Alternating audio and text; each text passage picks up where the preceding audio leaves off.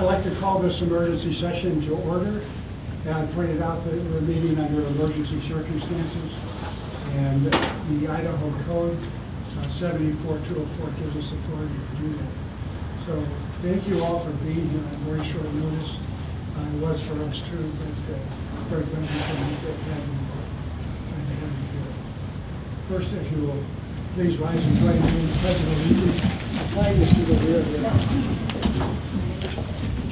I pledge allegiance to the flag of the United States of America and to the republic for which it stands, one nation, under God, indivisible, with liberty and justice for all.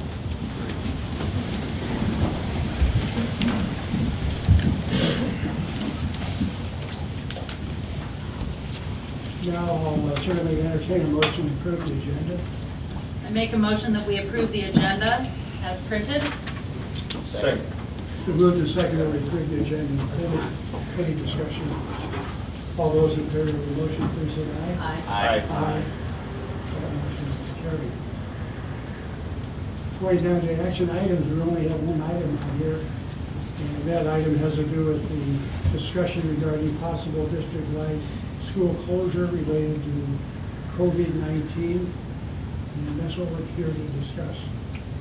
To start off with, I'd like the superintendent kind of frame the issue, give us a little bit of an idea what the issues are and where we are right now. Yeah, so I guess I'd like to back up a little bit and inform you once again of how the school district has been handling this situation, this pandemic, worldwide pandemic. And we started about 5 weeks ago with a extensive increased sanitation program, and I want to commend our maintenance department for starting that. And that was in each building every night.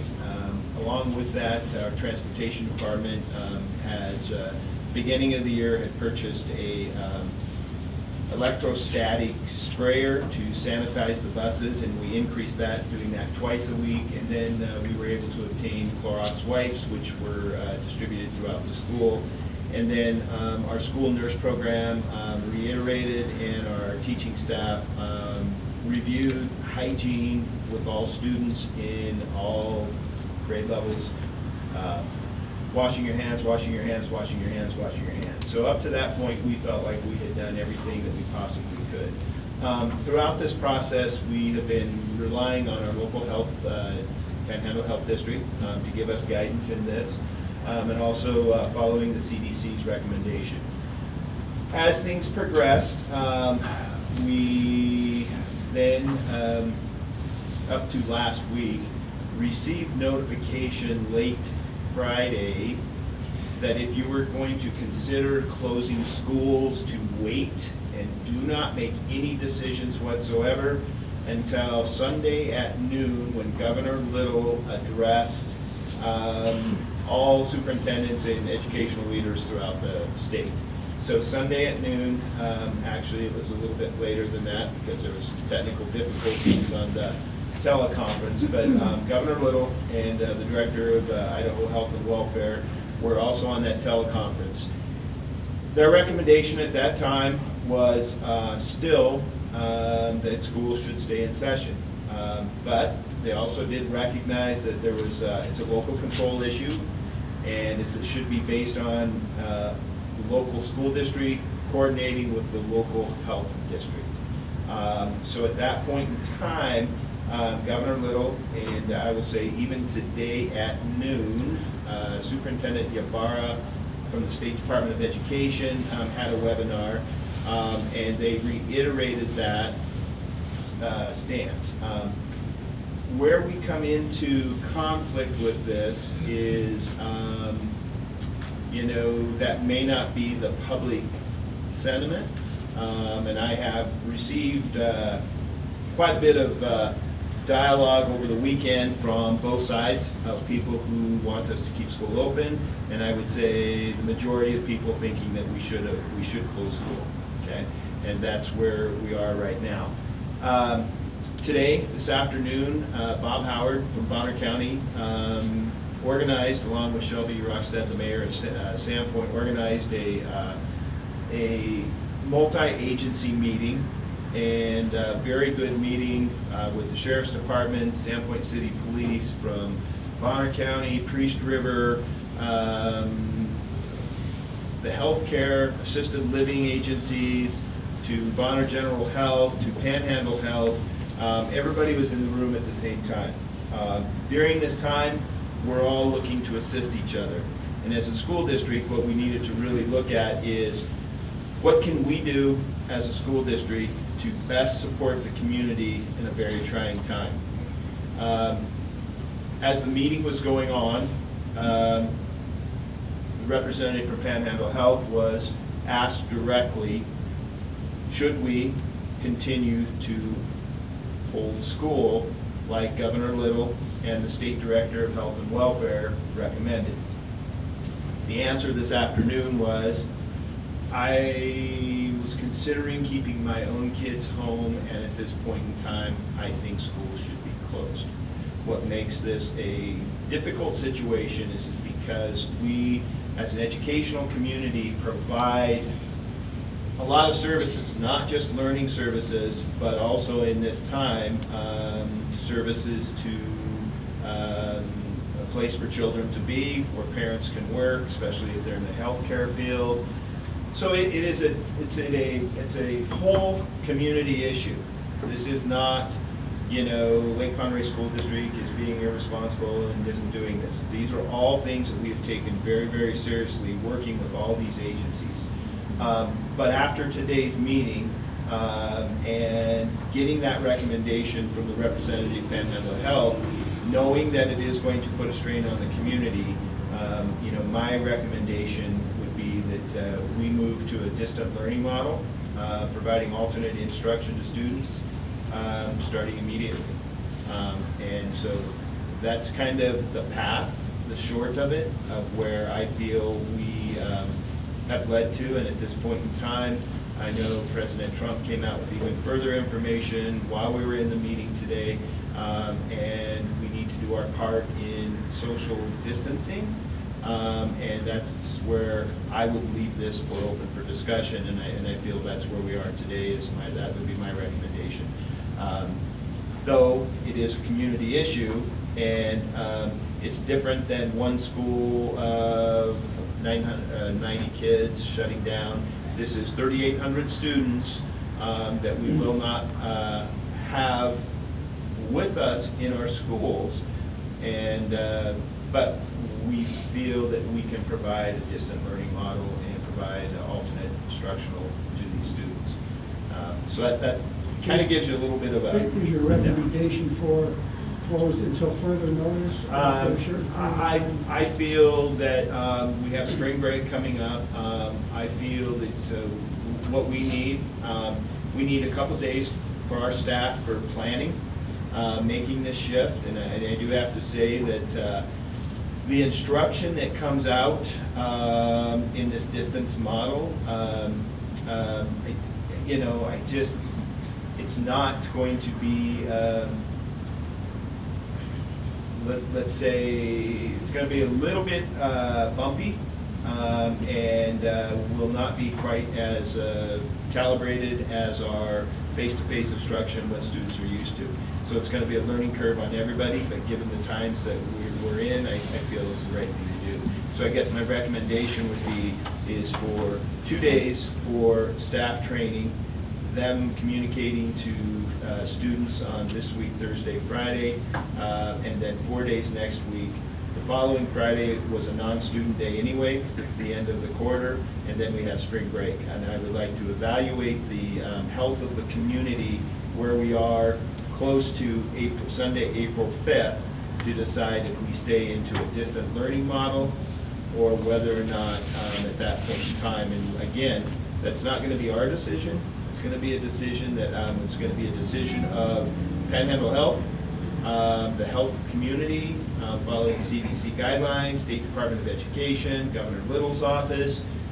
We have to rely on those individuals to help guide us in these decisions. Okay. Yeah. So just a point of clarification, Superintendent. Yes. When you say 2 days for planning, are those student in school days? No. Well, here's my concern with that timing, starting immediately, is there's those factors you referenced for our students and for our families. This is 3,800 students, and families need time to respond. Those are meals that they now need to have an answer for. Those are jobs that they need something in place, and to really have a effective immediately tomorrow morning is very difficult on those families. I'm wondering if our timing couldn't be a little more sensitive in saying Wednesday morning. It gives teachers one more face-to-face with those students. I don't know that the risk of infection is greater Tuesday than it was today. Could be, things could change overnight. I'm just concerned about the effective immediately portion of that statement. Okay, well, let's move on and get down into the details until we really have a consensus that closing the schools is something that we want to do. So I'd like to hear a few of the other board members on the topic itself, generally speaking. You know, I know things changed, but it seems, to me personally, it's the instructor, the direction we were given yesterday was, the science says that closing down your school is not going to stop the spread or slow the spread of the coronavirus. And I look at it in terms of the impact on families. And what are these kids going to do? And what are their parents going to do? I know that not everybody has a occupation where they can just up and leave for the day, and not just a day, but possibly weeks, and be with their children that need care. And that's my concern is, I don't want to make a rash decision, and I'm not saying that this is a rash decision. I know that there's been a lot of discussion that's gone into this. But I don't want to make a decision based on what everybody else is doing, so let's do that if the science experts at the state level said, we think it's best not to do that. And I understand, I don't have children, so, but I understand somebody saying, yeah, I'm keeping my kids at home. I can understand that. However, is that a emotional decision or a rational science-based decision? So I would like to clarify that I listened into the governor's talk, and the message was not, don't, how am I double negative? He didn't say keep your schools open. No. He said Make- that's a decision made at the local level. Exactly. So just to clarify, he didn't say don't do this. He just said you need to decide it at the local level. I don't disagree with that. Yeah. Okay, do you have any more? I want everybody to get it first. Nope. To get a chance. Gary? I'd like to get some more input, you know, from the healthcare community. Is our nurse here, or I see Scott Dunn is here. I wonder whether we could get more input on the local infectious disease specialists here. Well, that's not part of the agenda. It's up to us to make a decision tonight. We've had all the background we're going to get. We've listened to that. We spent all afternoon over talking to the experts today. So I wasn't, you know, involved in that So discussion. I made a little data to help you decide. Today, we had, of our approximately 3,800 students, we had 1,033 students absent. So we had any from one school to the next, it was anywhere. So overall district-wide, that's about, we were missing about 27% of our students. So anywhere, depending upon the school, we were 25 to 35% absenteeism. So that's another concern of mine. When you've got a classroom teacher who is parents who kept their kids home are asking, can you send me work home? Can I get this while they're still teaching? Is kind of double duty. And I feel that because of the high absentee rate, and I don't see that changing from any outcome of this meeting, we would still end up having a very high absentee rate, which would probably even go higher during this time. And again, this is not anything, I truly understand parental choice. and a parent wants to keep their kids home, that is absolutely their right in these times. So regardless, if we were to have anything where we had a high absentee rate like this, we would probably be considering closing school anyway. So I guess that's just some data there that I'd like to share with you.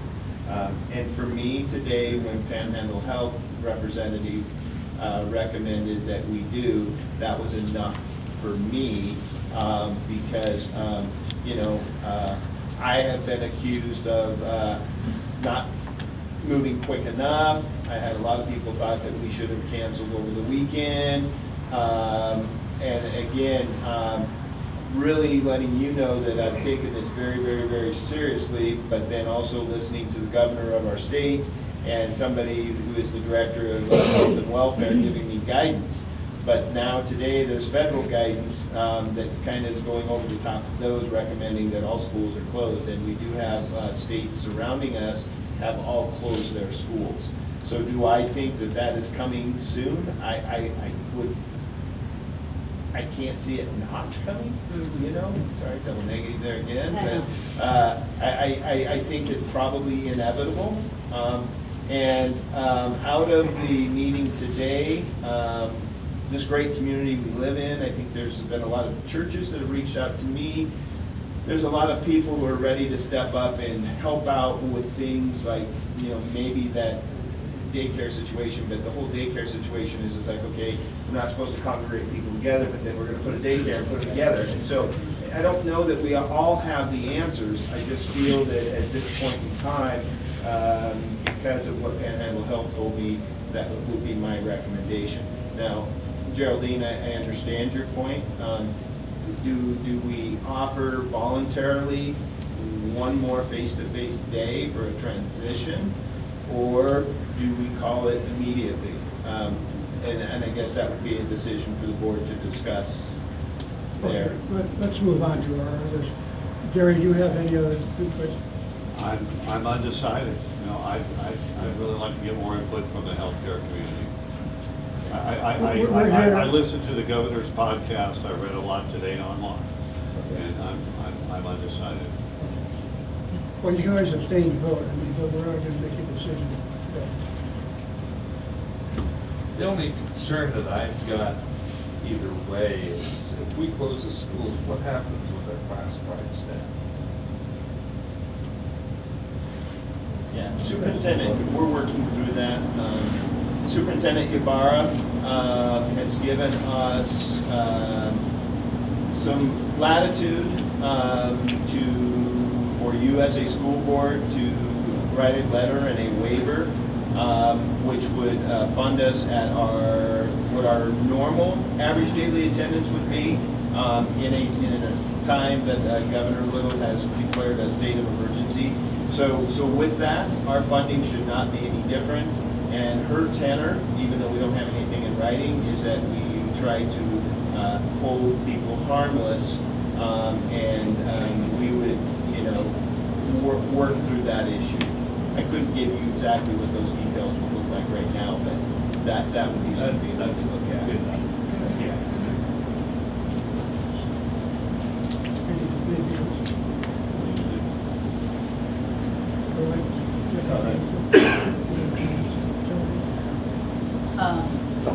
I feel a little bit like Tom, that this is an inevitable step. It's more a matter of managing it and its timing and being appropriate with it so that we've addressed all the factors. It certainly will have an enormous ripple effect throughout this community, you know, as far as everybody impacted. And I think that in the 2-hour meeting we were in today, that became very clear. It's not just our kids in school. There's a lot of other things that are impacted by the decision. So,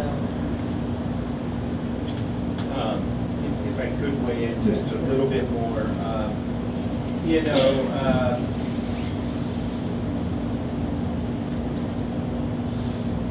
nationally, it's no surprise that we have a lack of testing and tests available. You know, and I guess I would like to lean on the side of being without being reactionary. So, you know, there's that balance of saying is that what we want to do is help the community in this health crisis the best possible. So, you know, I think I guess me leaning why we would call school off immediately tonight would be leaning on that precautionary measure. Versus a voluntary, if we wanted one more day to buy time for families to help find childcare and not to give them that message to this night. But I think in this time, I would be hard pressed to think that people haven't already been thinking about this and already planning for it. So I don't know that it would be a total shock as much if we were to go with the recommendation that we were to cancel school tonight. I think people probably have been planning. You know. Hopefully. Yeah, right.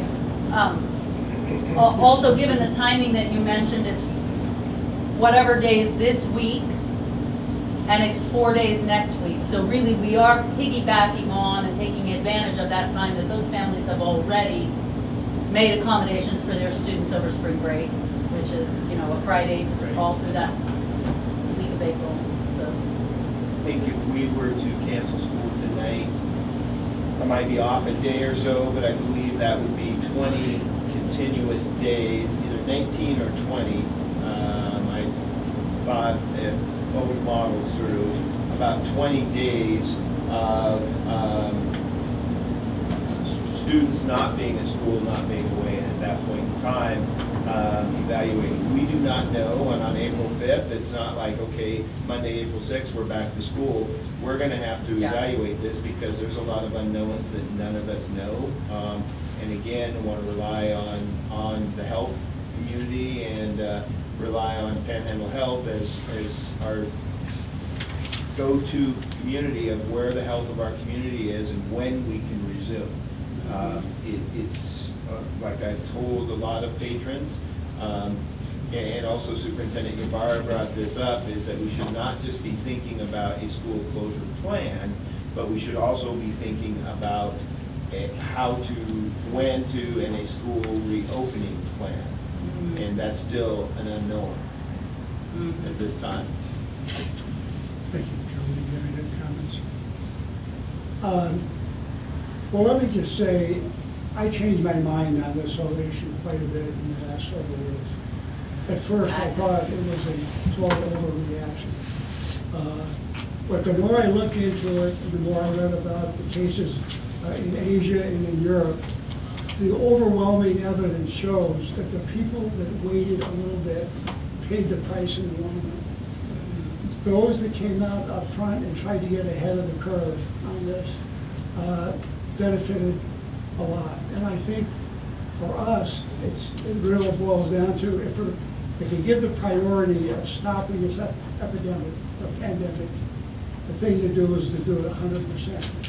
Isolation is the biggest thing. We need to be isolated from each other. Any time you have a halfway measure, it dilutes the effect. So whether it's how big a crowd is or whatever it is, and that's why we're seeing incrementally we're getting separated from each other. The problem with closing schools is, as we mentioned before, we do so much more than just teach and educate our children. Our school provides so much more. All the recreation, it provides meals, it provides counseling, all these other things that are being provided. I realize that, and that's why it's so difficult to say we need to close our schools. But that's the bottom line. I think in the long run, if we do that, we'll benefit and we'll have less impact overall in the community. So I've come from thinking it was an overreaction to supporting closing the school. And hopefully it won't be a prolonged period of time, but I think we need to do it initially, quickly, and then take a look at the long run and see how we can adjust it. And once we nip this thing, and once the figures start going down, we can do more and more to bring it back. So that's where I stand on Chairman So- Kelly, if I could, one more thing, and I Yeah. just keep forgetting to tell you, the Idaho High School Activity Association came out. They have canceled all activities. No state cheer and dance competition, and spring sports at this point in time, I believe, are on hold. Is that right, Mr. Knoll? Suspended. They're suspended. They haven't been canceled, but it's suspended indefinitely. So our baseball, softball, track, tennis, golf teams are not participating and will not be in this until collectively as a group things are starting. So it's not, our facilities will be shut down to promote, as Chair Kelly was saying, social distancing. Yeah, sure. I have a question for Superintendent Albertson. As far as the issue we have for childcare, it was expressed in the community that there's many CNA workers who have children in school. If we make a decision to close the schools, especially effective immediately, is that something administratively you would be working on behind the scenes? Because that's not a problem we're going to solve here at this table today. That's a kind of a bigger conversation, and is that something we would be handing over to you administratively? Yeah. And then following that, have you had much conversation with your principals in your schools and gotten their sense of where their school is in this whole Right. readiness? I polled all administrators this morning and really gave them three choices. Do you favor continuing keeping school open? Do you continue closing the school, giving a transition day for families and students, and have one more face-to-face day, or to close school immediately? And it was pretty much overwhelmingly they felt that they would be okay to close school immediately. Now, if we were to do that tonight, we would allow parents access to the building to get in for any Yeah. personal items. Other things we're concerned about is any, maybe if their child's medication that's locked up in the office, they would need to have access to go back to get those things. But then that doesn't mean we have to hold school tomorrow, just that we would keep the buildings open for the convenience for families to be able to get that. And we have started the dialogue on what this distance learning would look like, and we've got some buildings that are much farther ahead than others. But I do have to commend the principals and the leaders in here who have all taken that on and are working through what that would look like. So I feel good about our work there. And then that's where I would say, rather than contacting the students right away tomorrow and say, here you go, I think we need a couple professional development days, a couple I call training days. And our IT department is willing to help train any staff also on enhancing their already online capability. I mean, we have, at the secondary level, have been using Schoology, a learning management system, for 6, 7, 8 years. That online platform is not new.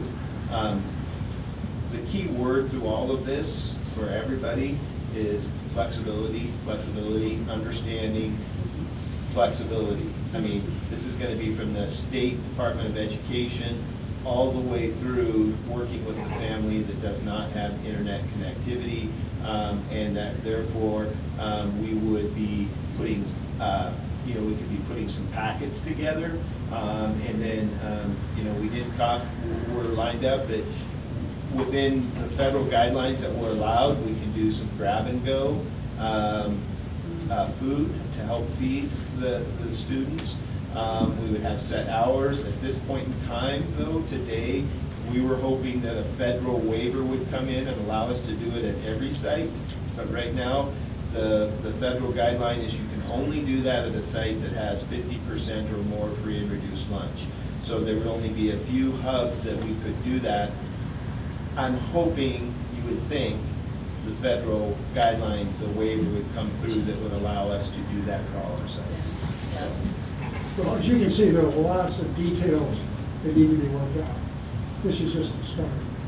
So Does the board have any more they'd like to add as far as the basic motion that will allow us to close the schools immediately, at least until April 5th? Is that what we're April 6th. It would be April 6th. We would be making a decision on Fire. evaluating, the health conditions of the community by April 5th to decide further instructional on which way we should go. And I hope nobody's been counting how many times I've set my hand on my face. Right. It was like, oh, yeah. Any other discussion on the board member? No. Do I hear a motion to the effect that we close the schools immediately, at least until April 6th, at which time we'll be evaluated? I make a motion that we close schools in the Lake Padre School District number 84 immediately, and to reconsider reopening on April 6th. Second. It's been moved and seconded that we close the Ponderay District schools immediately and reevaluate the situation on April 6th. Any discussion on that? I would just add that we are asking the superintendent and administration to follow up on those key points we talked about as far as meals, as far as childcare for those families in need, as far as what does it look like for those students who do not have internet access in our community, because those are going to be issues that are dealt with in the next couple days rather than right here tonight. What about employment? Other- All certified would continue to work, what about classified? We don't need bus drivers. We're working through that with the State Department of Education. We still are working on the transportation piece. There's still a lot of these details to work out. If our food service is limited, we're not gonna need as many people, not gonna need playground and lunchroom people. You'll have to just keep us We'll work posted. through That that. was my request, yeah. Chair Kelly, do you mind if I refer to CFO Lisa Halls? She Yes. has It's just a point of information on the federal level. The federal House has passed some additional changes to the Family Medical Leave Act, and that could, if it passes through the federal Senate, which is expected to be heard, provide some compensation of up to 2 weeks, 2/3 of wages. Any other discussion by the board? Let's have a roll call vote. Roll call vote on the motion. Trustee Williams? Aye. Trustee Superger? Aye. Trustee Decker? Aye. Trustee Lewis? Aye. Trustee Kelly? Aye. And that motion is unanimously approved. There's no further business. We'll stand adjourned. Thank you. Thank you all for being here.